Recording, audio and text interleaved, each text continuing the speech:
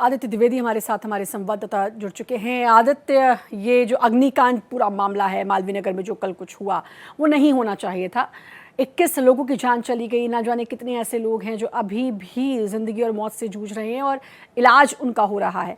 और जो जलता है ना जो शख्स, उसके लिए आने वाला जीवन बहुत कठिन होता जाता है। लेकिन इस सब के बीच एक सवाल ये है कि जब कोई ऐसा बड़ा हादसा होता है तो तमाम जांच और नियमों की अनदेखी इन सब की बात होती है, लेकिन उस हादसे के बीत जाने के बाद फिर वही ढर्रा। अब जैसे कल जो हुआ, जो ये लवकेश बजाज था वहां से गुजरा, पर आप सोचिए कि उसने किसी की भी मदद करनी जरूरी नहीं समझी, वहां से भाग गया वो डरकर। बिल्कुल, पुलिस की जब जांच हुई है श्रद्धा, तो लवकेश बजाज ने इस बात को स्वीकारा है कि जब आग लगी है तो उसके बाद से वो गाड़ी से वहाँ से फरार हो गया, भाग गया और उसने पूरी जलती हुई बिल्डिंग को सामने देखा।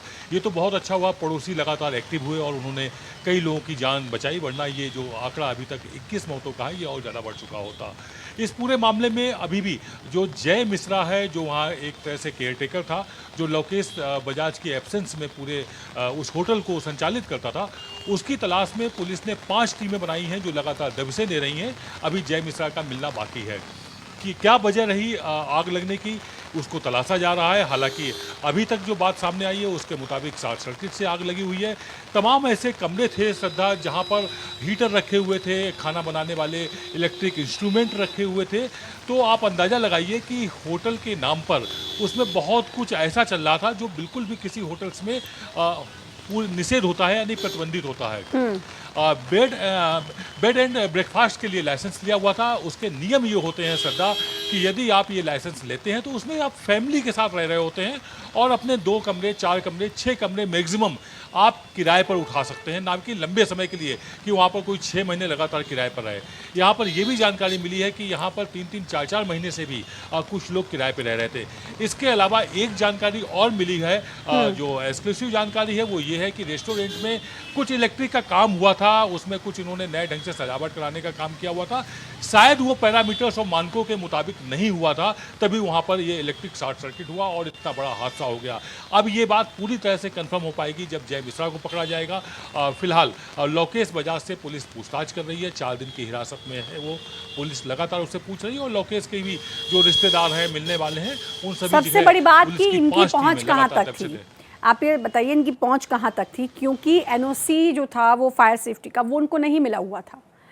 उसके बावजूद जो फायर एनओसी मिलता है उसके बावजूद ये संचालन, क्योंकि ये तो बेसिक होता है, जब आप किसी भी कमर्शियलाइज्ड बिल्डिंग पर जाते हैं तो फायर सेफ्टी सबसे बेसिक होती है। जैसे ही आप एंटर करते हैं आपको इधर उधर फायर सेफ्टी से जो जुड़ी हुई चीज़ें हैं वो दिखने लग जाती हैं, वो नहीं था। आपकी कल मैं रिपोर्ट देख रही थी आदित्य की, जो आने जाने की जगह थी वो कितनी सक्रिय थी, और जब इस तरह की हालात होते हैं तो कैसी भगदड़ होती है और लोग आपाधापी में कैसे भागते नजर आते हैं।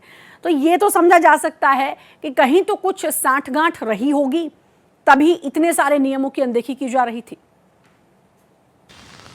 श्रद्धा, कुछ साठगांठ नहीं, पूरी साठगांठ ही थी।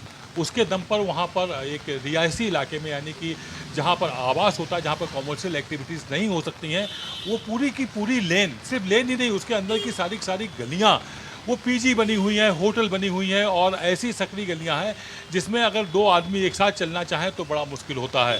ऐसे में जो पैरामीटर्स हैं, जो मानक हैं जिनका आप जिक्र कर रही हैं, वो आसपास कहीं नहीं दिखाई दे रहे हैं। वो पूरी तरह से उनकी धज्जियाँ उड़ रही हैं और उसकी एक वजह है, उसकी वजह साफ है कि जो बेड एंड ब्रेकफास्ट का जो लाइसेंस मिलता है ये आपको रिहायशी इलाके में मिल जाता है रहने के लिए। ये खासतौर से कॉमनवेल्थ जब गेम वगैरह हुए थे तो वहाँ पर ठहरने के लिए जो खेल प्रेमी हैं उनके लिए अगर होटल्स नहीं मिल पा रहे हैं तो उसके लिए एक पर्यटन विभाग की तरफ से एक ये व्यवस्था की गई थी, अस्थायी व्यवस्था की गई थी, जिसको यहाँ पर इन्होंने रेगुलर बना लिया पुलिस से साठगांठ, जिसमें एमसीडी के लोग साठगांठ कर गए। बेसमेंट पे इन्होंने जहाँ स्टोरेज होना चाहिए वहाँ पर इन्होंने रेस्टोरेंट कर लिया, जो कि किसी भी सूरत में मानकों के खिलाफ है।